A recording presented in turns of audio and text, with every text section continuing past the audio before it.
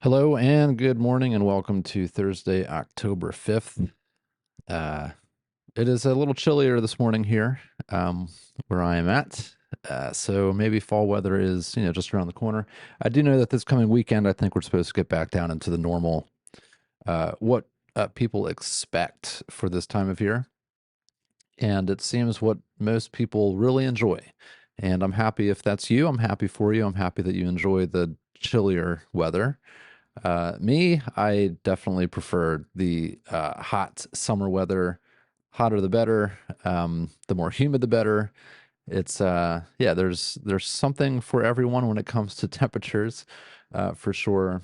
Unfortunately, where I live here in central Pennsylvania, the summers, in my very humble opinion, but very experienced opinion, as I've essentially lived here my entire life, the summers are about 2 months. You have essentially July and August will be your hot months, where the humidity is, very high. Your temperatures get very high. If you own a pool, those are the 2 months that you typically will be able to comfortably use it. Um, then, September is very hit or miss. September can be sometimes warmer, other times colder, like it was this year. It was chillier.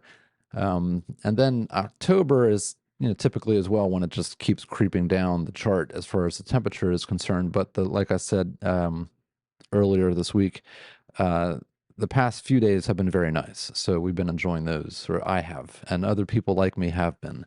Um, and then so you typically have, right, July and August summer, and then September through November, I'll say, is fall, or autumn, and then December through um, April, I consider to be winter for sure.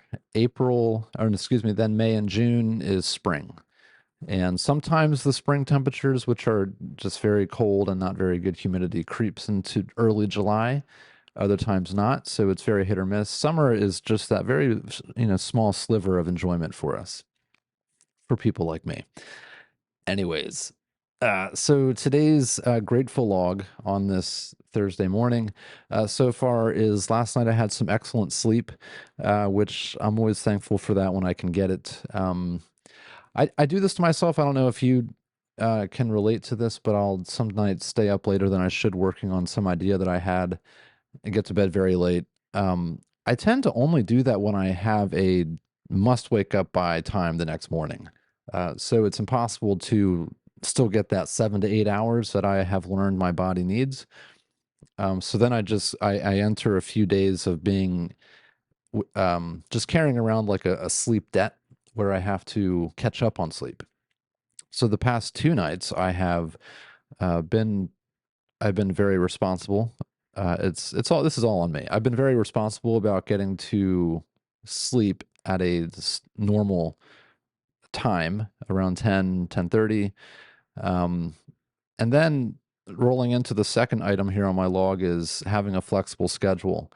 Um, I'm not necessarily proud of sleeping in, but I've been able to, so I can get to bed responsibly sometimes around 10 or 10:30, but then if I need to, I can sleep even beyond that 8 hour window. Does not happen very often, but if I need to catch up on sleep, I have a flexible schedule where I'm able to just make that decision.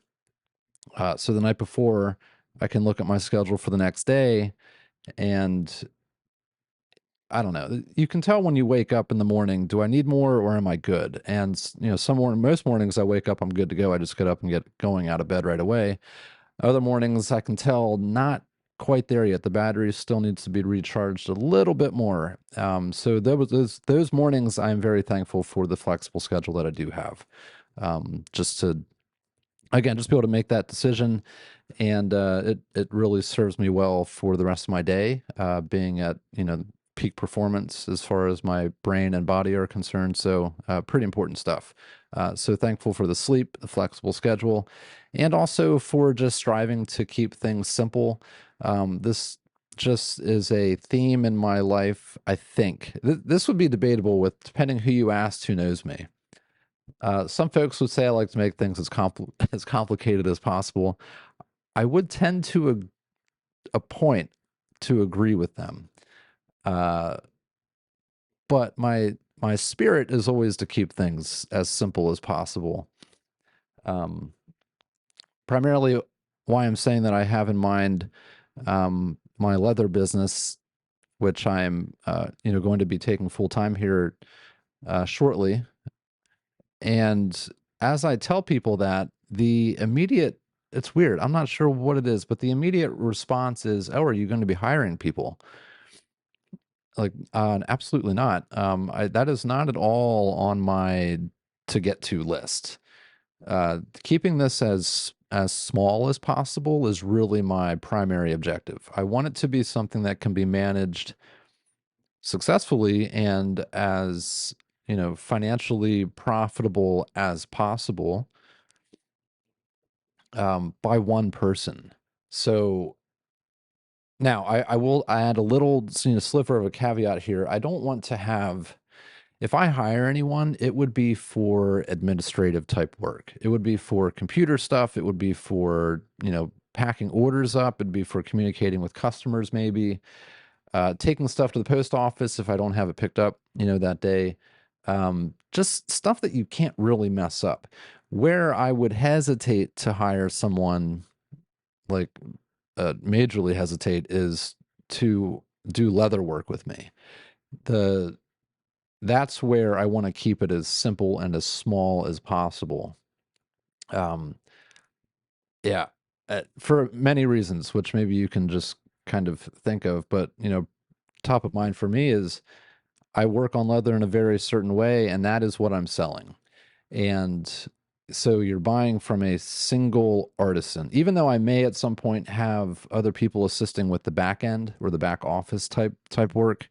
That work that comes off of the workbench is done by me. And I think I don't know, I think there's a lot to be said for that. I'm not against, companies and places that hire other artisans to work on projects, but you lose, they're then taught a very specific way to do things. So you can just lose the individual artisan's touch. Again, to a point. I know you can argue these little things all over the place, but that's just how I'm approaching it. So even though others again would argue that I tend to complicate things, I do believe in my heart that my spirit is always to keep things as simple as possible.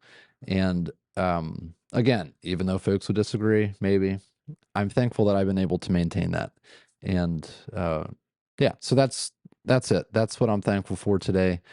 Um, and like yesterday, we're going to leave it there. I'm not going to allow myself to pause and get into something else because that will certainly happen. So I hope that you have an awesome Thursday. If it's at the end, I hope it was great. If you're at the beginning of it, I hope you have an awesome day ahead. And remember, if it doesn't quite go to plan, stop and think of a few things that you can be thankful for just to help get you over that hump. So, all right, we'll talk tomorrow. Take it easy. See ya.